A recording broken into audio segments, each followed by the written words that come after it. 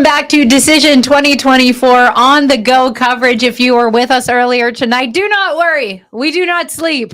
We do sleep, but not for a while. Yeah. I'm Jaime Baker. This is Dylan Cleland. We're back to talk what's going on in local, state, and federal races, and some big stories coming out of tonight for sure, Dylan. Yeah, I mean, I think one of the biggest ones right off the bat is the Senate race in Ohio. Bernie Moreno being named the winner right around 11 o'clock this evening, shortly after 11, defeating the incumbent Sherrod Brown. That was a race that was tight early on. It was a race that was tight through the campaign.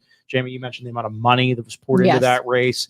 And, you know, for someone like Sherrod Brown, that's a career, an entire career now coming to a close with Bernie Moreno now flipping that seat. And so that's interesting in of its own self. Obviously, that seat, it's kind of ironic and funny in a way when you look at it. Ohio and West Virginia, Northern Panhandle, Eastern Ohio. Big news in those Senate seats, yes. Flipping the Senate seats at the end of the day. Of course, Pennsylvania is still going on. Dave McCormick with a little bit of a lead against Bob Casey, the incumbent in that one. But, I mean, right now, when you look at that flip, you got to point to West Virginia and Ohio. So I think the biggest, not that Jim Justice was a surprise. We expected that. But I think as far as the Senate race in Ohio goes, that was probably the surprise for me of the night. Absolutely. I mean, it just, you know, that is, like you said, those two seats, those two races are going to make a big impact on the United States. But before we start getting into anything major, we were looking for some final results as we were going through the night. Marshall County did have some issues with getting ballots back in. There was a machine issue in Glendale. Yes. Claire O'Neill has been covering those races all night, and they finally have final results in Marshall County. So we are going to bring her up. She is still in Marshall County getting these final results. And Claire, what can you kind of tell us? Number one, what was the delay in getting these numbers? And I know you had mentioned it was something with one of the machines or something like that. Yeah, so I guess in Glendale, the polling machine, like the computer wasn't shut off all the way, if that makes sense. So they had to go back there and re-download it or put it on a U drive to get the results. So that took an extra 40 minutes just to get it from there back to the courthouse here. And they actually had to count those individually instead of doing the process all over again. It was a pretty messy situation, but they were able to get through it, and it just took a lot longer than I think everyone anticipated and expected. But overall, I think after that, there wasn't any more hiccups. So that was the only hiccup of the night. So then could you tell us what some of these final results you saw from Marshall County were tonight? Yeah, so from the three key races I've been covering, the Marshall County Commissioner's race, the West Virginia House of Delegates District 6, and the West Virginia House of Delegates District 7, all Republicans won. So it was a clean sweep for the Republicans. In the commissioner race, Dave McLaughlin won over Democrat Mike Farrow, who was the incumbent. So McLaughlin is going to be taking over the position. It was won by 51.8% over Mike Farrow's 48.12%. In the House of Delegates District 7 race with Charles Sheedy, who was the incumbent Republican, and Democrat Devin Tennant, he won by a lot. Mr. Sheedy, he won 76.9% compared to 22.96%. And then in the District 6 race, it was kind of close between Jeffrey Stevens, who was the incumbent, and he is going to take on that position again. It was 56.09% for Mr. Stevens, and then Cody Cumpston had 43.86%. So that was kind of close. And overall, yes, the Republicans are going to be the forefront here in Marshall County for the next few years. All right, Claire, thank you so much. And that does seem like it's going to be kind of the trend in West Virginia. That supermajority in West Virginia took another step forward throughout tonight. Claire, thank you so much for all your work tonight. Please be safe, and hope you had enough caffeine. Oh, yeah. Same to you guys. Bye. Thanks, Awesome. Claire. Thank you, Claire. I'm going to get up for a second so we can pull this chair over. Yeah, and in the meantime, Jaime, I want to bring up this Mike Farrow race. That was tight, the final results coming in from that. Obviously, Mike being the incumbent, Jaime, you covered and worked with Mike during your time as the Wheeling Bureau reporter. And that a close race, but as you said, that supermajority that we're seeing across the Mountain State is kind of starting to flip in now. Yes, it is. It is. There's a lot of people voted Republican on this ballot in West Virginia. As we said, Jim Justice will be the new U.S. Senator for the state of West Virginia. This is the first time it won't be a Democrat since 1958. Yeah. So I think it really kind of goes with the trend of what we're seeing. I would like to bring in Jessica Riley. She just walked in. I think we're going to move some stuff around a little bit. Jessica, come on in. Jessica was covering the Jefferson County races throughout this evening. 2 commission seats on the ballot. We're going to have you just scooch in a little bit closer. Yeah, sure Perfect. And you want to pull that over to you? Yeah. Oh, yeah. This is nice, isn't it? Am I good right here? Yeah, I think so. Yeah, you're in the Okay, shot. perfect. Yes.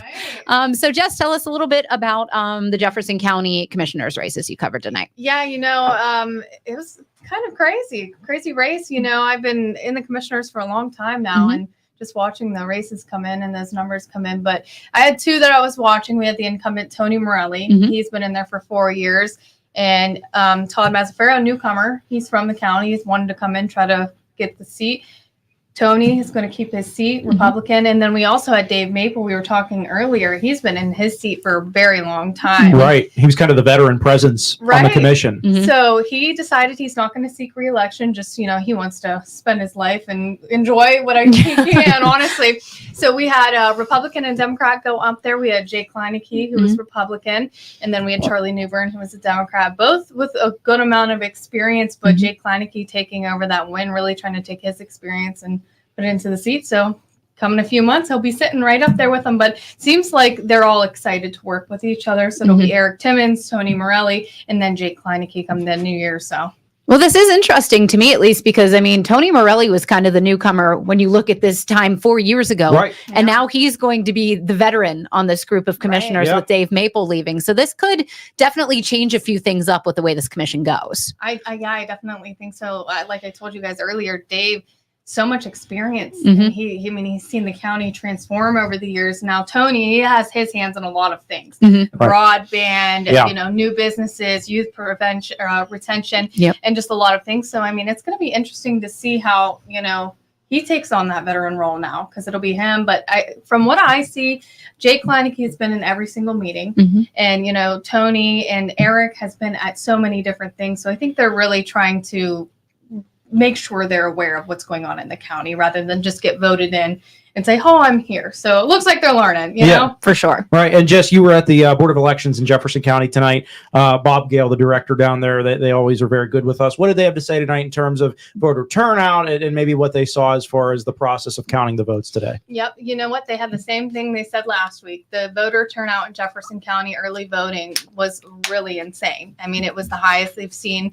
In 2020, there was a lot of mail-ins, obviously, with the coronavirus, but they said this is really record-breaking number, and a lot of people from Jefferson County showed up to vote, and Republican sweep for a lot of those races here this evening. For sure. Jessica, you did a great job tonight. We appreciate you bopping in. I like it in here. Yeah, this is like a good setup, isn't it? I know. When we were on here earlier, I was like, oh, you know what? I really enjoyed that. Yeah. I think we should do this more often. I think we will. Great. Probably Absolutely. in 2 years again when we have another. Right. Yeah. Yeah. Well, Save the date. save the day. There we go. But thank you. You did a great job tonight, and we appreciate Thank you to you both all the as work. well. Yeah. Thanks, All right. Jess, for your work. All right. Well, Dylan, let's talk a little bit about the presidential race. Yeah. We did just have a swing state called for the first time about 25 minutes ago. North Carolina was called for Donald Trump. Yes. So that first swing state, that first domino with the swing state has fallen, and that was Donald Trump getting North Carolina. Right now, looking at those electoral votes, Donald Trump has 230 of them. Kamala Harris with 185. Again, still everywhere swing state-wise to call, except for North Carolina, which did go for Donald Trump. It did, and and earlier in the night, real early in the night, when we were on earlier, we saw the John Stein, a Democrat governor, get elected after Roy Cooper reached his 2-term limit. So it's going to be a Democrat governor in North Carolina, but Trump wins the state. Several states still too close to call. I've been keeping an eye on Georgia, Jamie, and Trump had a significant lead in that state earlier in the evening, and it seems like, and now this is with 93% of the vote in, the gap has been closing a little bit. It's tough to say. You don't know where those pockets of votes are coming in. You would assume typically that they're coming from a big city, probably from Georgia, from Atlanta, or a county, a suburban county outside of the Georgia area, or I'm sorry, Atlanta area, excuse me. So that's one I'm kind of keeping an eye on right now. But there are several other states too close to call, including Pennsylvania, and Virginia was called a short time ago for Kamala Harris, which was mostly kind of expected. Virginia has flip-flopped in the past, but so yeah, I mean, I don't know what the best way to put it is. I think things are coming in a little bit maybe quicker than I expected. I agree. I agree with you. I felt maybe the early votes was a big part of that. It could have been, very well could have been. I just kind of feel like we're getting decisions, or maybe the percentages of votes in states like Georgia and North Carolina to be able to be called this quickly a little bit earlier than we thought. Yes. And then looking in Pennsylvania, they do have 83% of precincts reporting. With that reporting, Donald Trump holds 51.3% of the votes, while Kamala Harris has 47.7% of the votes. Now, I don't know, when we say these precincts, I don't know what precincts are reporting. So that is still up for play. Same thing with Georgia. We're kind of looking at that right now, and it looks like the votes that they are still looking for are around the Atlanta area, which metro area has gone a little more blue in the past. Whether that would be enough to make any inroads to the difference is still remains to be seen. In Pennsylvania, depending on what precincts still need to report, the Allegheny County and Pittsburgh, where Philadelphia is, both of those usually tend to go Democratic. But again, we do not know which precincts. I'm still trying to find that. Still need to be called there. So again, this is very much still up in the air. I would say maybe leaning a little more towards Donald Trump right now than it is Kamala Harris. I think that's fair to say. But again, it's still early. I feel like we've been doing this for hours, but it is still early. So we're keeping our eye on all of those races for sure. And just kind of looking at, that as we continue to go. Yeah, I do want to take a minute and again go back to the U.S. Senate. So there were several seats up for grabs, and according to the election results on our website, WTOV9.com, which, by the way, is a really good resource. We have maps on there, breaks it down. You can look and see exactly who is doing what in what area. And I don't know, maybe Jordan could pull that in for us. I'm looking at the Senate map in particular. There it is right there. She's on it. Spot on. You see 50 Republican seats now, and 41 for the Democrats. So, and obviously there are several that will stay Republican of those Senate seats. So it looks like the Senate, again, with that Ohio flip and that West Virginia flip, which was almost an automatic, it looks like the Senate is going to be possibly flipped for the Republicans. Yes. Now it's going to be a matter of kind of looking at the House of Representatives. I haven't had a chance to really look to see how that is going quite yet, if we do have that on WTOV9.com. But it does very much look as though the Senate may be flipped red. I mean, Jordan went down on the page there. You can see it a little bit. And it's 173 for the Republicans, 130 for the Democrats. So, of course, there's a lot of seats left to be determined in the House. But again, a lot of those seats are not expected to flip. Yes. Look, they're looking at Pennsylvania right now, saying too close to call. Difference of 215,000 votes between the two candidates. Wisconsin, still too close to call. That is a difference of only 87,000 votes in that state. In Michigan, still too close to call. Donald Trump is leading, but only a difference of 105,000 votes. In Arizona, they're saying that is too early to call. That's about... How about about 7,000 votes. Yeah, not much there. And in Nevada, they're saying it's too early, that they don't look like they have very much reporting quite yet. Not there. Minnesota, Kamala Harris is leading, but it's only a difference of 128,000 votes. Tim Walz' home state. Yes. In Georgia, Donald Trump has the lead, but only 118,000 votes. So yeah, these are very razor thin margins that we're looking at with these different swing states. Yeah, and what I'm looking at when we're watching on NBC right now on WTOV9, we have the screen and we're keeping an eye on it. When I see I'm looking at the percent of the votes that's in. I think that's important to take into account. And all of them, I said this earlier, have a lot more than I thought we would have at this point. Yes. So whether, depending on how that plays into it or how you want to take that into consideration, that may tell a little bit. It may also tell us that we're going to have to wait a few more days. Yes. I mean, they're going through a few of the counties in Pennsylvania, and it's literally like 50.0% to 49.9%. So they're looking pretty close in some of the counties that usually tend to go a little more towards the middle rather than in one direction or another. And I believe we have a visitor coming in to see us, Mr. Bill Steinbach. Bill, pull up a chair, my friend. Bill, back from Brooke County. He made the trip across did you take the Veterans Memorial or the new Wellsburg Bridge tonight? The new Wellsburg. Ooh, wow. That's a nice bridge. Yes. Yeah, it is very nice. Yeah, we're going to have you slide in. You're going to be kind of leaning over the table. Okay. So we can make sure we got you in the shot. Yeah, we got to get you on camera, man. I saw the mic. I know you're, I know, I was going to say you're a radio guy, I know, but. So Bill, tell us a little bit about what you saw in Brooke County tonight. We had a lot of the voting came in pretty early. They had a lot of the absentee voting, the voting by mail. A lot of that stuff was in pretty immediately within the first 20 minutes or so. We kind of had a good idea of how things were going to end up at that point. And then from there, I don't know if you followed along on social media. I mean, it was boom, boom, boom. Within 45 minutes, we had the final results. Yeah. So it was pretty quick. Yeah, there were several instances we would get into something and then Jamie would say, hey, we have more from Brooke County. Like, already. That did happen a few times. So you were covering a couple of races. You want to share how that all shook out for us? Yeah, I had the county commissioner race. I guess we'll start there. That was between AJ Thomas and Darren Pizer. Pizer, we talked to him there a little bit off camera, and he was pretty impressed. He was happy with the overall turnout they had. About 38% or so of the vote there. And then Thomas with that about 63%.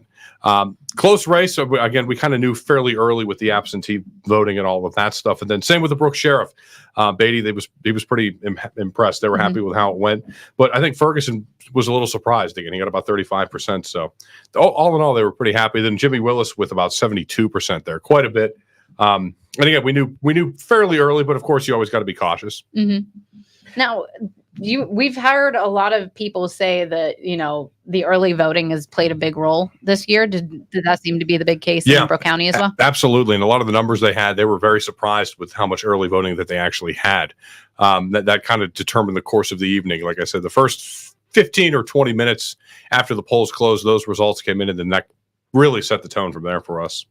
Bill, I want to ask you about AJ Thomas. You cover Brooke County Commission every week. You've gotten very familiar with that commission and AJ in particular. He's been, Jamie, you said you covered him your first election night here. You when had he a was soundbite elected. where he said, my first daughter wasn't even born, and I covered him. It was my first election I ever did. It was the May primary. And he announced on air that his wife was pregnant. It was like a baby review. Yeah, celebration. Gender reveal. Yes. Yeah. And so AJ has been there. He's gotten right to work and done a lot. What have you noticed, and what is he kind of talking about maybe continuing now in another term? Yeah, so over the weeks, and especially tonight, a lot of his big things are infrastructure. A lot about if we can improve the infrastructure in the community, then we can start working on housing and work on a lot of the other things like education. So if the bones of the community are good, then they can bring these things in. That was one of his big points tonight. And really, he focused a lot on the Market Street Bridge. We didn't have that sound on the air, just kind of where it went, but he talked about a lot of the funding that they have there and how critical that is. And it's really one of his top 1 or 2 priorities that they're going to be working on. And we've seen some projects. We saw the new ambulance station, the new 911 emergency center being worked on over there. The new courthouse annex, of course, was a big project that he helped, put together as part of the commission. So we'll see AJ Thomas. How about Sheriff Beatty? Anything from him that he's kind of looking to drive home here in another term? Yeah, I know in the election preview story I did a couple of weeks back, he talked a lot about crime. They've seen crime is down, but he had a great quote in it. Crime is down, but arrests are up, which basically, means they're doing a good job is what he was talking about. So he had a lot with drug crimes. He feels a lot of the smaller crimes they have kind of come from that. And if they can really focus on it, they'll be able to do a lot of positive things from there. All right. Well, Bill, thank you. You did a great job tonight. Well, thank you. You guys did a great job too. I like being on the go. It was kind of fun. Yeah. It was cool. That worked out. Yeah. Thank you for popping back. Yeah, we That's appreciate it. We like hearing what everybody thought at the end of the night. Yeah. So.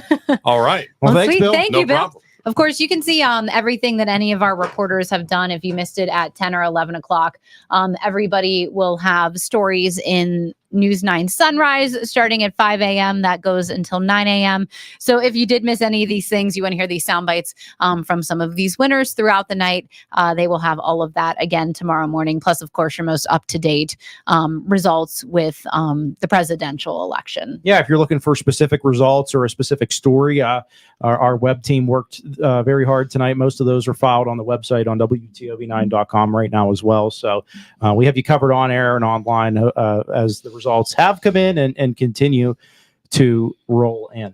Yes. So now, I know a lot of folks are keeping an eye on this presidential race. Again, NBC News has projected that former President Trump has won North Carolina. That is a big swing state. They're now saying that they're projecting him for Mississippi. All of the states we've seen be declared minus North Carolina have kind of been expected for these candidates. There haven't been any really big surprises.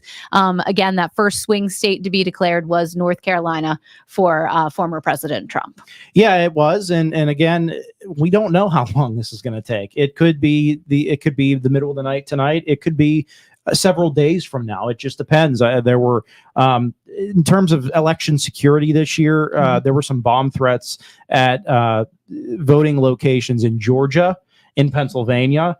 I know in Cambria County in Pennsylvania, they had some issues this morning. So nothing very large, but there were some hiccups across the country that might have an impact on how these results are coming in. Yeah, and I'm just kind of looking right now in Arizona, 50% of precincts are reporting that it's very close there. Donald Trump with 49.8% of the vote, Kamala Harris with 49.3% of the vote.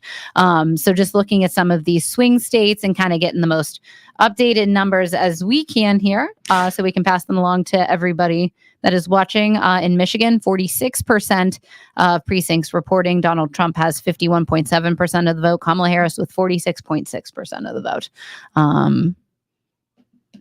Wisconsin, that's 77% reporting.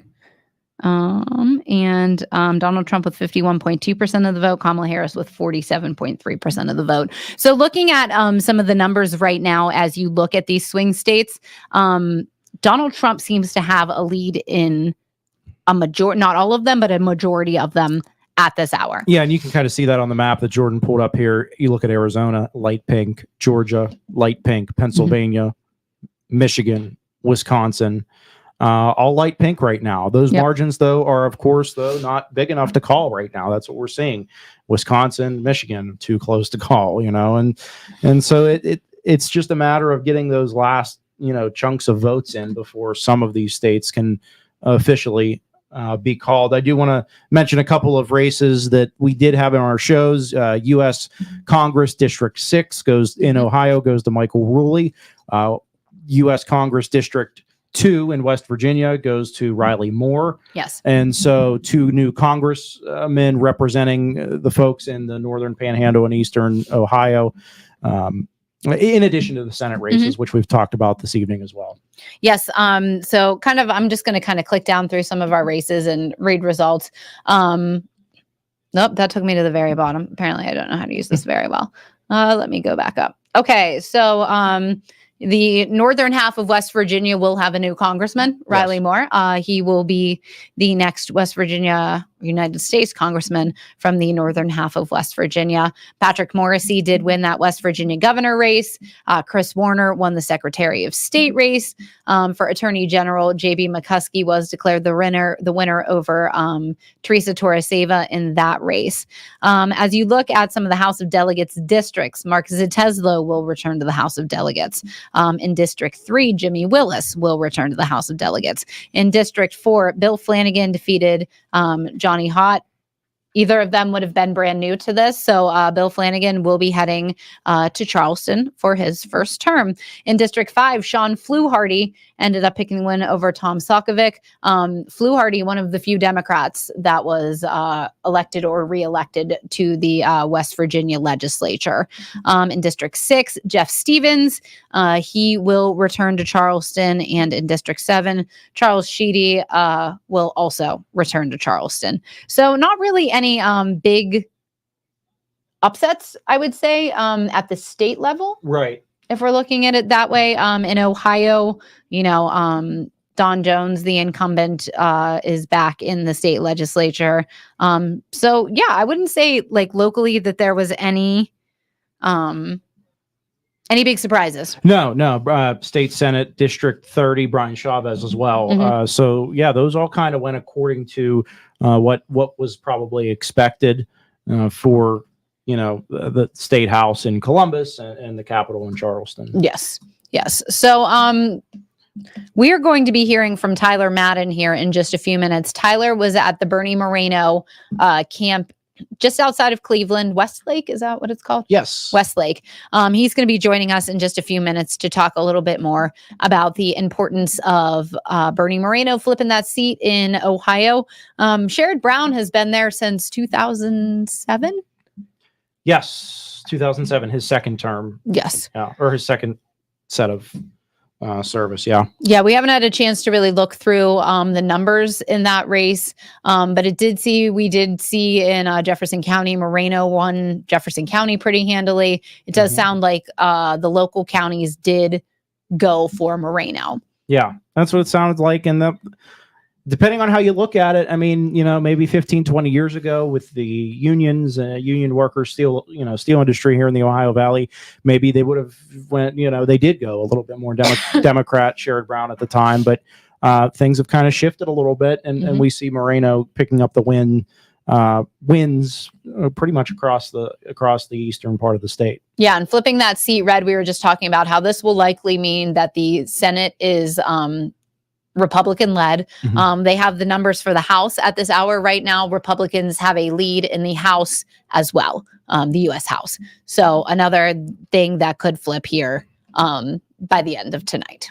Yeah, and Jamie, you've covered West Virginia politics. So let's talk about that for a minute. We see the Attorney General remains Republican. The Attorney General now becomes the governor, of course, with Patrick Morrisey. You see them flip the Senate seat, which was expected with Governor Jim Justice. Yes. What do you see in terms of where the state's going with the way the people are being elected and kind of where things stand? Well, I mean, West Virginia was a super majority leading into today. Yeah. And I believe that there is only 2 or 3 Democrats left.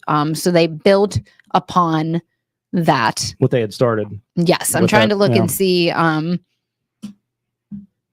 Yes. Seats held by delegates in Wayne County and Kanawha County were won by Republicans.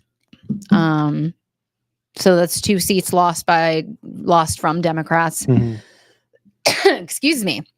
So for how few Democrats there were in the West Virginia legislature, there's going to be even fewer come January when they reconvene down in Charleston. As I mentioned, Sean Fluharty, one of the ones that did retain his seat. I saw that Kayla Young, who is from the Charleston area, also retained her seat. So yes, there has been a continued push with that supermajority, and it has grown even stronger after tonight's elections. Bouncing back to Ohio, it looks like our good friend Tyler Madden is in Westlake at the Bernie Moreno campaign. He is looks like he's ready to join us again. It's been a long night for Tyler. Hey Can you hear us, guys, Tyler? what's up? Long time no see. Hi. Long time no see. It's been a little while. And things have changed quite a bit in that little while, Tyler. Yes, it was that. I think that anxious anticipation leading up to what was going to happen, and then numbers come in, and Brown, Moreno got out to that early lead, and then we just saw Brown battle back a little bit, and then Moreno see that lead continue to grow. So since I think it was 11:05, 11:07 that he took the stage and spoke for about 10 minutes or so, and he just left a few minutes ago. He called out Sherrod Brown, talking about just trying to continue to grow that Republican majority in the United States Senate. But then he tried to take a unifying tone on the back half, saying that he wanted to, over the next 6 years, work to gain the vote of those folks that didn't support him this time around. And so he kind of gave meat to those supporters, those GOP supporters, but then also striking that unifying tone on the back half. Tyler, you said you spoke with him. You pulled him aside. You got a one-on-one with him afterwards. What were your main questions for the senator-elect? So I actually just went back and watched the interview. We were right in the middle of everybody him, and I just asked him, what's your main message to Ohio voters tonight? And he said that same message they ended the speech with, that he's going to try and work for them as he can and try and win their vote. And then I got a little bit of substance out of him. I said, well, what is the first step in doing that? And he said to me, building a constituent service, connect folks with the resources they need in the federal government. That was one thing he pointed to. And he said that, talk about red wave with the GOP winning or the blue wave with the Democrats winning. I consider this a red, white, and blue wave. So again, just trying to strike that unifying message when I pulled him off to the side as he was in the middle of celebrating with everybody tonight. Tyler, when you look at this race, we did get a live look into Sherrod Brown's speech. Yes. How does this kind of change things for the state of Ohio? I know how it changes things for the numbers when you look at the U.S. Senate, but here locally, how does this affect somebody that lives in Ohio? I think the biggest thing you look at, right over the last 2 years, in the same amount of years, they've elected two to the United States Senate. And I think that the big thing that was surprising as I was sitting here watching the returns come in is that Trump lead continued to grow. This was going to be a good night for Marino, was because I think it was impossible to have that many ticket splits, somebody that would vote for Trump and then also vote for Brown at the same time, just continuing to grow. But I think that idea that's in Ohio, that maybe they're fed up with the way politics is today, and so they're trying to get somebody in Marino about what he wants to do to unify that constituent service. He said he wants to run it like a business, like he ran his businesses. And so I think that was the message across the board tonight that they said was appealing to voters here in the Buckeye State. It's what Lieutenant Governor John Husted said to me. It's also what Attorney General Dave Yost said to me, that idea of that outsider when people are dissuaded or discouraged by what they're seeing in Washington. And then Tyler, one more question, and this is, kind of outside of this race, but there might be another U.S. Senate seat in Ohio that will need to be filled if Donald Trump and J.D. Vance end up going to the White House. You're looking at a brand new senator. We could be looking at somebody else who's coming into this brand new. Do you know who could fill that role? And, kind of what the adjustment period would be with two brand new senators in the state of Ohio? Well, I think it's very interesting, the timing on this whole thing, JB, because things that Governor DeWine does, he's up on term limits. And I wouldn't be surprised if the two gentlemen I spoke to earlier tonight weren't on that short list to replace Senator Vance. If this was very interesting, interesting. They were to end up, Vance was able to take the VP. Well, Tyler, very interesting stuff. Thank you so much for your work. And we appreciate you guys helping us out and giving us some time tonight. Safe travels back to Cincinnati. Yeah, and thanks for all your Absolutely, coverage tonight, Tyler. You did great. Absolutely. Thank you. And for that, I appreciate you guys. See you. Thanks, Tyler. So you heard it there from Tyler Madden. Obviously, there is going to be one new U.S. Senator from Ohio, but could be two. That might be something we're talking about over the next few days. We're bringing in another one of our friends. It is Friend Hour. Everyone's staying up late. Election night on the go. We love Skylar Sabansky is joining us. She just got back from Harrison County a few hours ago. Skylar had a great night of coverage. Skylar, I'm going to have you push up against the table so we can make sure we have you on camera. Yes, get as close as you can. There you go. Perfect. And then we're just, hi, how are you? Good. Tell us a little bit about your night and about the races you were covering. Yeah, so I would say it was a cold one. It was warm today, the night it did get cold. So as we know, Jones was leading 67% against McCrary. I think he was at 33%. And when I spoke to Jones, he basically just wants to continue the work that he's been doing. He talked about different things. He has 4 bills currently there that he just wants to continue working on here for the District 95. And then Amy Norris, she currently holds a seat on Harrison County Commissioners, and same thing with her. She just wants to continue to work on things that are already in the process, such as like the jail and things like that. So, Skylar, Harrison County, you were out there at the Board of Elections, talked to the people there. How were things today in terms of voter turnout and in terms of counting the votes? Yeah, absolutely. So when we were at the Board of Elections, we honestly didn't see many people, but just hearing other poll workers, I know there was about 12 polls around the county, and they were saying about 142, 150 as they were seeing people come in and out. So good enough. They were satisfied with the turnout. Yeah, they were satisfied with the turnout. And it seemed like they got things counted pretty fast. So Did they say anything about early numbers? We've heard a lot of folks saying that a ton of people voted early this year. So Yeah. I didn't know if that was the trend in Harrison County. So when I as well. talked to the director, he did not say anything about early voting or anything like that. But it just seemed like everything, they were very happy with how the whole process went. I know they had extra security there. When I talked to Sheriff Joe Myers and the director at the Board of Elections, they had extra security there just for precaution. But it just seemed like everything really rolled out pretty good throughout the night. Awesome. Yes. Well, thank you for everything you did Yeah. tonight. We love getting some updated results, having all of our pals on. It's good to see everyone making it back I too know. after the Yes. long night. Yes. That's good. And again, if you missed any of the coverage from tonight at 10 and 11, all of our reporters will also have stories running starting at 5 a.m. on News 9 Sunrise, and with all the results, reaction from the winners, and more like that. Yeah. Absolutely. Thanks. Skylar, Thank you, thanks guys. Thanks for joining us. Thank you. Thank you, everyone. So yeah, that's kind of a look at the races we saw tonight. Let me just pull up so we can kind of walk you through some of the places we're going to be seeing some new folks. Weirton will have a new mayor, Yes. but not a new mayor, actually. Right. A mayor- familiar, a familiar mayor. Yeah, Yes. familiar mayor. Yeah. That's really hard Dean to say. Harris is going to be the mayor again. He was the Mhm. mayor before, not consecutively, but he will get back into the office in Weirton, Yes. and we'll see how things go there with New Form Energy just opening up. A Mhm.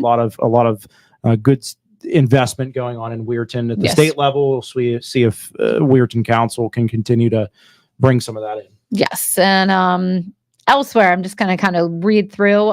There will be a new Marshall County commissioner. So Dave McLaughlin will be the newest Marshall County commissioner. In Brooke County, as Bill mentioned, all of the incumbents will remain in their positions in Brooke County. In Hancock County, sheriff will be an incumbent, as will Mark Zateslo be back in the West Virginia House of Delegates. One new commissioner in Jefferson County, as Ron J. Kleinecke will take Dave Maple's seat as he retires. I have not covered Jefferson County commissioners, but Dylan, I know you did for a while.